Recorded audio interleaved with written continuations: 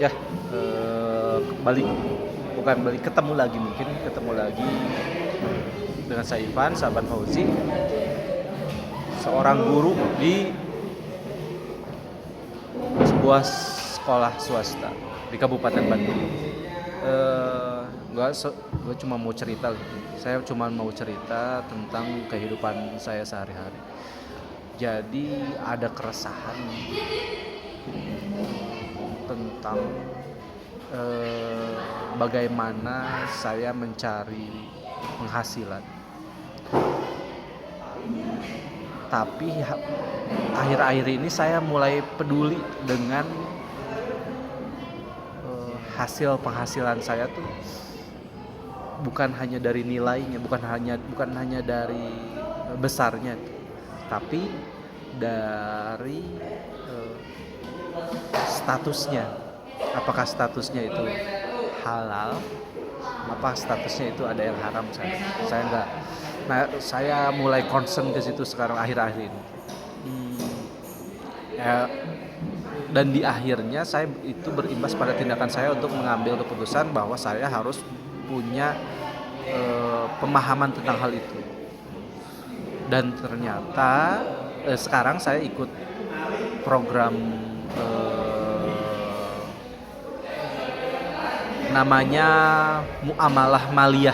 Saya seorang muslim, dan itu yang mendorong saya untuk menjermuskan diri saya ke dalam kajian-kajian tentang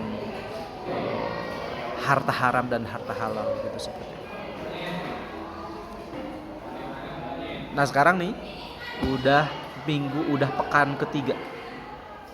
Pekan pertama tentang kezoliman, apa itu zolim, bagaimana kaitannya dengan adil, bagaimana kaitannya dengan muamalah keseharian sehari-hari, dan bagaimana zolim kaitannya dengan jual beli gitu. Yang pekan kedua tuh kemarin goror itu ketidakjelasan. Goror itu apa ya? Ya, ketidakjelasan yang dikaitkan dengan jual beli, yang dikaitkan dengan jual beli barang atau jasa seperti itu. Nah, saya keduanya tuh masuk. Harta yang saya dapatkan itu dua-duanya ada yang jual beli, ada yang jual beli barang, ada yang jual beli jasa gitu. Saya seorang pengajar dan itu jelas karyawan berarti kan jual beli jasa saya sebagai pengajar itu nanti dibayar dengan gaji. Dan saya seorang penjual kopi, istri saya seorang penjual baju. Sip. Nah, itu yang membuat saya sepertinya harus nih. Nah, goror ini ternyata ada banyak ragam, tidak hanya goror tentang barangnya, tapi goror tentang harga. Kita kan suka kepikiran, suka sering ya bilang misalnya boleh nih beli barang yang mystery box itu. Nah, itu ternyata goror karena barang yang dijual tuh nggak jelas. Kita dapatnya apa kita nggak tahu. Nah, itu nggak boleh. Gitu seperti itu. Ada beberapa mayoritas tuh nggak boleh. Mungkin bukan mayoritas tapi semua ulama jumhur itu semua orang kompak bilang nggak boleh. Karena termasuk goror, karena ada ketidakjelasan, ada yang dirugikan, ada yang diuntungkan gitu, seperti itu. Itu. Nah, sekarang tuh masuk ke riba. Nah, pekan ini masuk ke riba.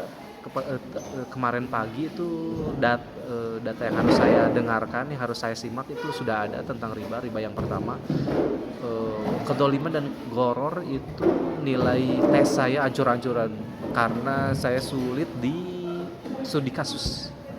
Studi kasusnya memang pembelajaran online tuh menyulitkan. Tidak seperti pembelajaran yang tatap muka langsung, kita bisa bertanya langsung dan sebagainya. di on spot gitu, on the spot. Memang ini dikasih sesi untuk tanya jawab 1 pekan sekali, tapi rasanya belum cukup karena ya banyak keterbatasan.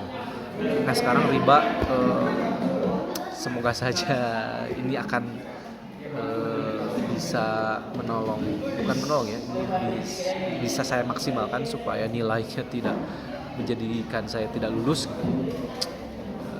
Nah motivasi saya ikutan yang seperti ini tuh karena ada beberapa tindakan-tindakan organisasi-organisasi yang menurut saya itu tidak boleh, tapi mereka kekeh dengan dalil-dalil yang mereka punya itu membolehkan. Contoh gini lah, ada koperasi yang koperasi simpan pinjam. Awalnya koperasi simpan pinjam, mereka mengharuskan untuk yang meminjam itu harus membayar infak. Nah, judulnya infak.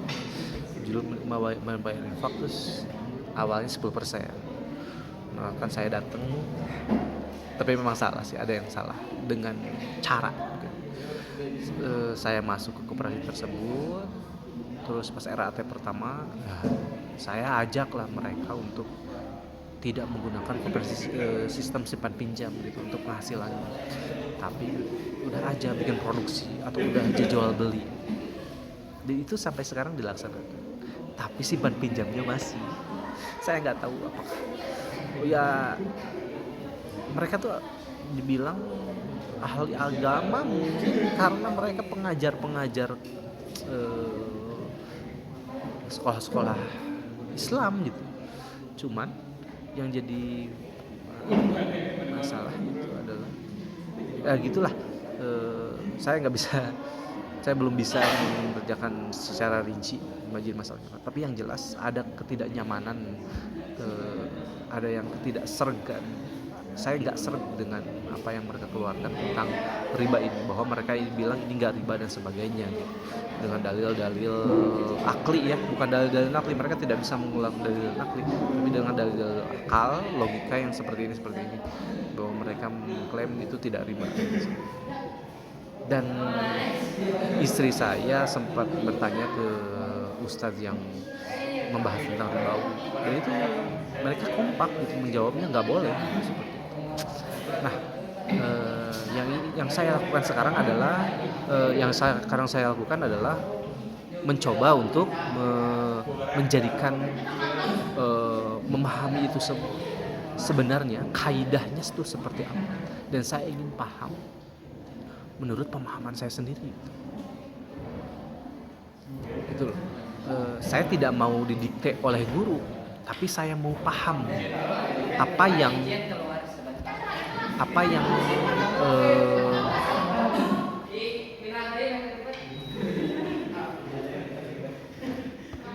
saya dapatkan dari guru. Saya mau telaah, saya mau cerna secara logis gitu. Dan saya mau punya hasil pemikiran gitu, bukan dari pemikiran guru, tapi hasil dari olah pikir saya tentang apa yang guru sodorkan. Saya cerna, saya telaah. Kalau saya setuju, ya saya akan menggunakan itu. Tapi kalau ada yang ketidakjanggalan, kalau ada yang janggal, maka ya langkah pertama saya yang akan saya lakukan adalah saya harus bertanya tentang kejanggalan itu. Kalau tidak masuk di akal, ya berarti kalau tidak masuk di akal dan dalil-dalilnya ada penguatnya, berarti itu yang harus saya pegang sebagai antinya gitu. Harus mau tidak mau saya harus berseberangan dengan sebuah guru tersebut. Itu mungkin kaidah kenapa kita dikasih akal. Kita tuh sami'na wa ata'na, sepertinya punten-punten kalau salah ya.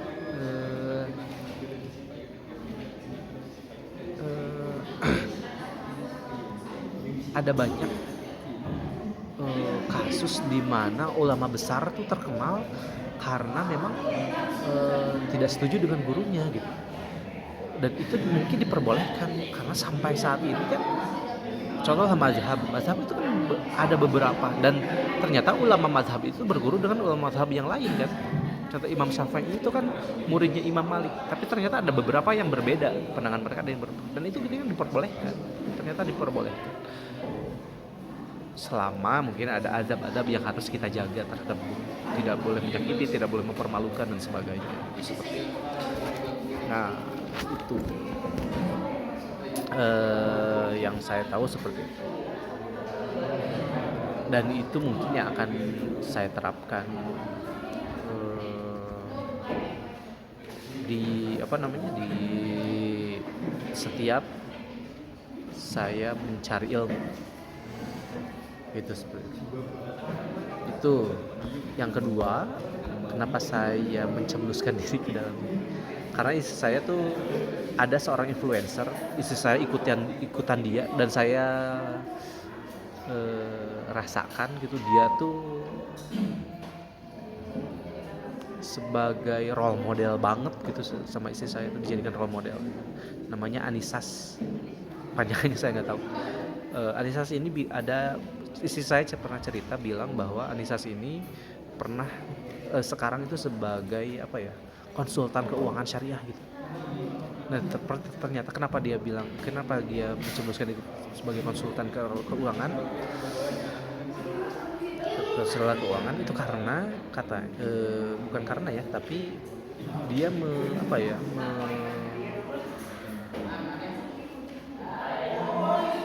punya catatan. Kalau kita punya keinginan untuk menjadi sesuatu, nah cari pelatihannya dan buat itu menjadi legal, dan kita harus punya sertifikat atau ijazah atau apanya lah, supaya kita bisa menjadi sesuatu itu, punya keahlian, suatu keahlian itu legal dan memang bisa dipertanggungjawabkan gitu, seperti itu.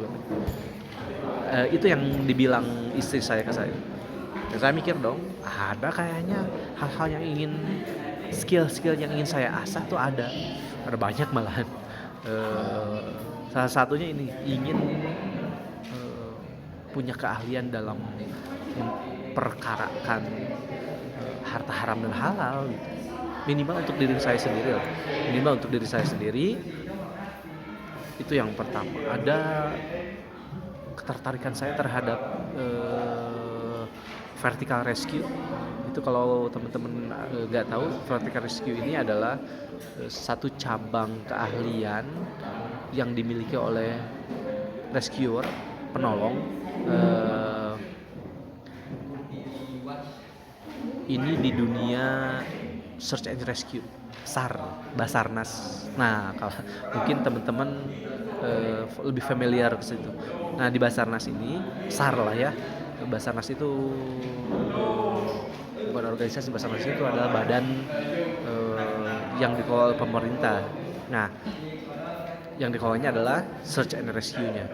Nah, di dunia pertolongan ini itu ada bagian cabang keahlian yang disebut dengan vertical rescue, yaitu keahlian pertolongan yang melibatkan ketinggian.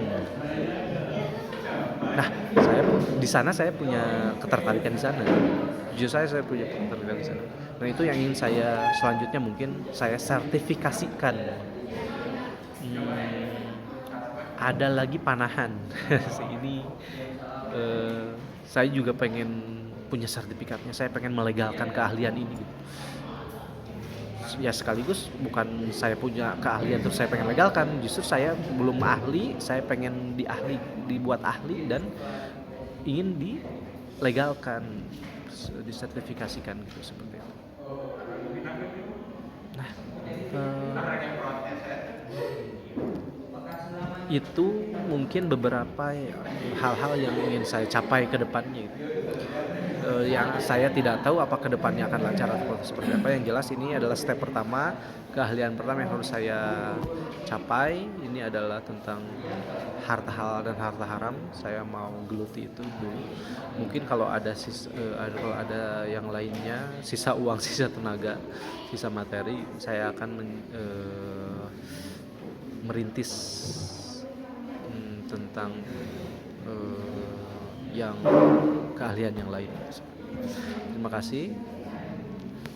Semoga berkenan mendengarkan isi kepala saya di sini. Wassalamualaikum warahmatullahi wabarakatuh.